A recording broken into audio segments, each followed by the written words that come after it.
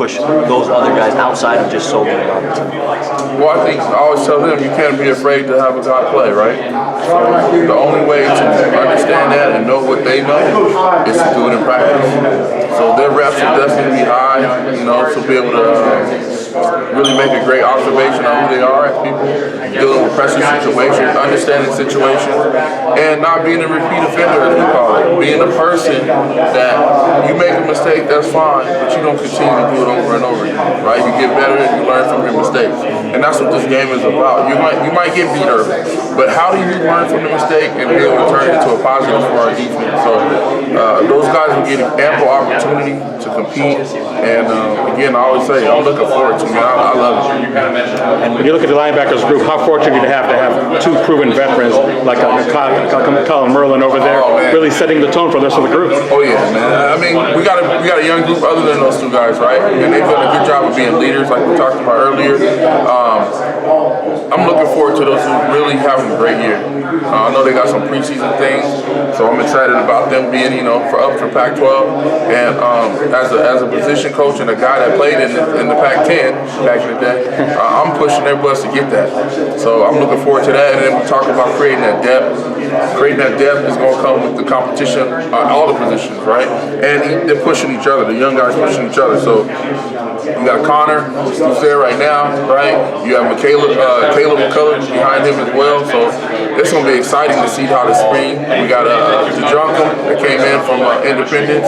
So we're looking forward to having a group, and it's fun and exciting to not having that already, right?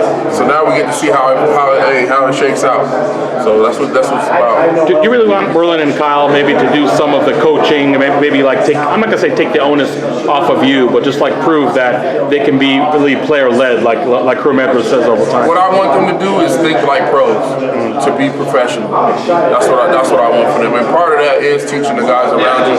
But the bigger thing is showing every day that I'm doing the right thing, doing the things I'm supposed to do, right? Being disciplined, making my play as they come. So that's the biggest thing for them. Don't reach too much.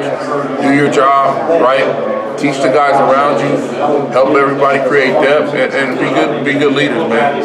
What are some of the things that the younger guys you think can take away from guys like Kyle and Merlin? You know, things that they've learned over their years that perhaps the younger guys haven't come across yet. Well, I think those guys do a great job, as you see now, of preparing for the game. I don't know what they were before I got here, right? And we did a good job with those guys. But since I've been here, we've been all about preparing, being more cerebral in the game, right? Doing your job. And I think, you know, ultimately last year we had the #1 defense in the Pac-12, so they did a good job last year of doing those things. But now, can you repeat it, right? Who are you today? Who are you tomorrow? So I'm looking forward to that for those guys. Again, the younger guys step in their game up. Even though they're younger, they've been on campus, so they ain't like they're freshmen, right? So they should be ready to go. And I'll keep my foot on all of them the same. What are your expectations on the #1 Pac-12 defense last year? Can you guys get back there? That's the goal, right? You can't lower your standards, right? The standard is to stay where it's at. That's where the standard is set. So they set a standard. They know what it is.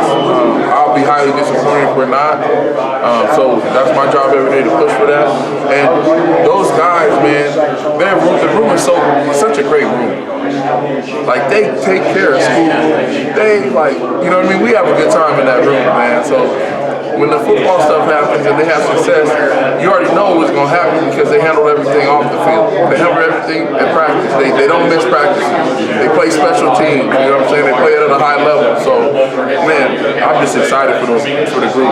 When you talk about the standard being set, fair to say that with Donnie now being the DC for the linebackers, it's really going to be just more of the same in 2021, and that was a successful 2021 for the linebackers, like you said. Well, you can't change, right? And I'm not going to change, right? So I want to do whatever I can to support Coach Donnie, Coach Henderson, and I'm going to do whatever I can to support my guys. So, man, I'm going to be in here grinding with them, pushing on them, and making sure that we get to where we need to get to, and ultimately do everything we need to help this team win games. Coach, Red Moore, Arizona. Pleasure to meet you.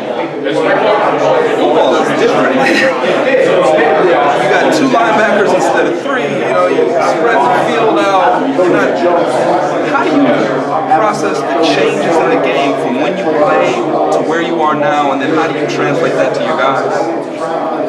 Well, I think the biggest thing is the NFL game plays a lot of 11 personnel, right? So 11 personnel in the game is wide open, right? 80% of the game is 11 personnel. So in order to play in this game, you got to be able to fit in it. You see what I'm saying? So, and what you also see is you see some teams do some throwback things, like in Utah, where they're going to run the ball, or Oregon State, where they're also going to be heavy run, right?